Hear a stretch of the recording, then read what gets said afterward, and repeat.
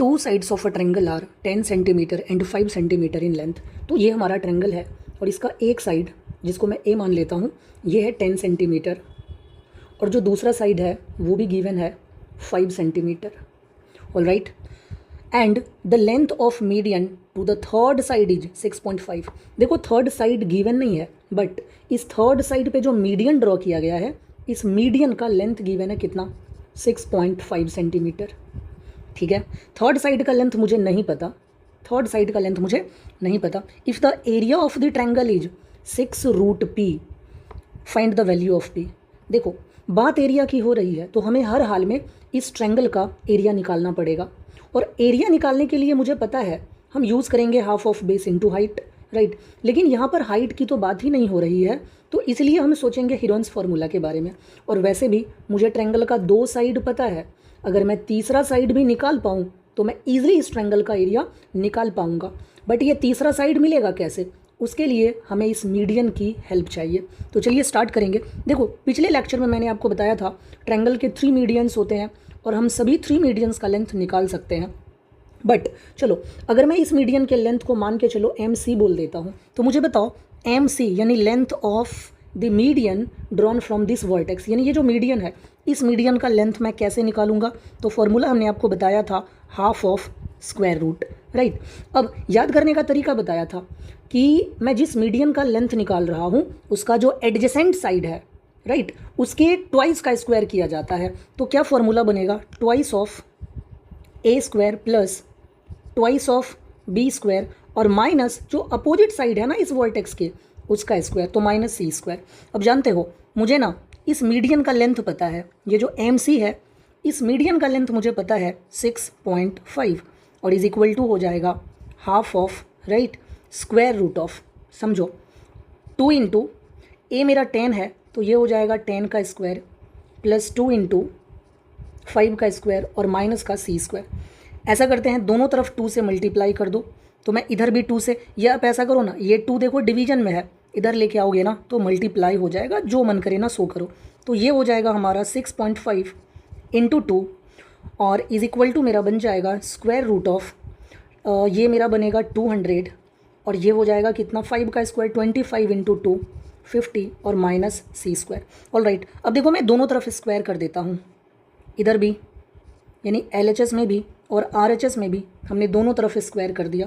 तो ये कितना बन जाएगा 6.5 इंटू 2 13 का स्क्वायर, ये बन जाएगा 169 और is equal to square root एक दूसरे से कैंसिल हो जाएगा और ये हो जाएगा मेरा 250 माइनस C स्क्वायर। ओके, अब चलो यहाँ पे आ जाते हैं, ध्यान से देखते जाना, मस्त क्वेश्चन है। ठीक है, देखो पहले ना आपको जब भी मैं क्वेश्चन कराता हूँ ना आप पहले खुद से ट्राई करो और फिर आपको रियलाइज़ होगा कि मुझे प्रॉब्लम कहाँ हो रही है, मैं कहाँ पे फंस रहा हूँ। उसके बाद जब सोल्यूशन देखोगे ना तो आपको बहुत मज़ा आएगा। ठीक है, तो अब देखो यहाँ से मेरा C स्क्वायर कितना आ जाएगा, C स्क्वायर को लेफ्ट साइड में लेके आ जाओ और 169 को राइट साइड में भेज दो, तो ये मेरा हो जाएगा 250 माइनस 169। तो यहाँ से C स्क्वायर का वैल्यू कितना आ जाएगा मेरा, और ये हो जाएगा 81।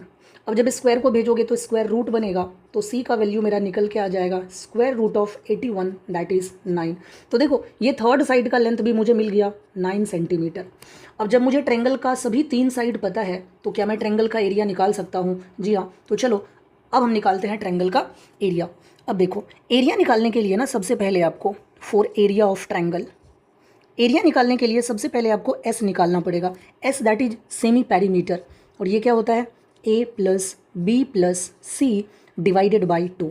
अब यार A कितना है मेरा, तो A हो जाएगा मेरा 10, B हो जाएगा 5 और C हो जाएगा अभी अभी आया है 9 और डिवाइडेड बाई 2। जब इसको सॉल्व करोगे ना तो सॉल्व करके ये कितना मिल जाएगा, कितना हो जाएगा, ये हो जाएगा 12।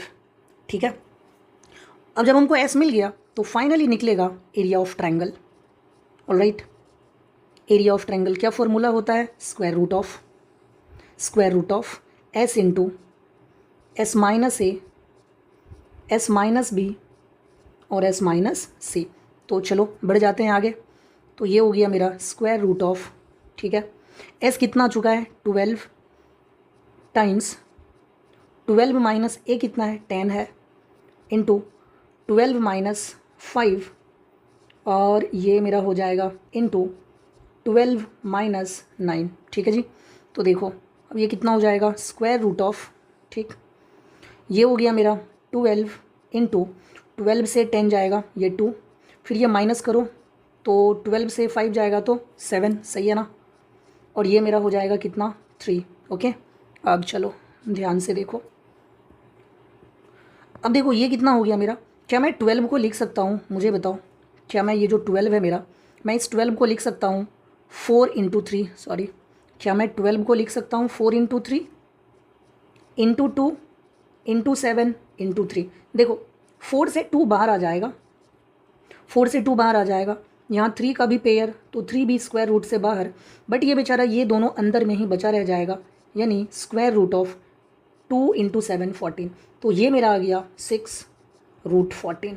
और जानते हो इसी एरिया का वैल्यू क्वेश्चन में गिवन है कितना, 6 रूट पी, 6 रूट पी, इसी का वैल्यू गिवन है 6 रूट पी। इसका मतलब कायदे से पी का जो वैल्यू है, ध्यान से देख के बताओ क्या नज़र आ गया, पी का वैल्यू नज़र आ जाएगा 14, राइट, पी का वैल्यू कितना हो जाएगा हमारा 14।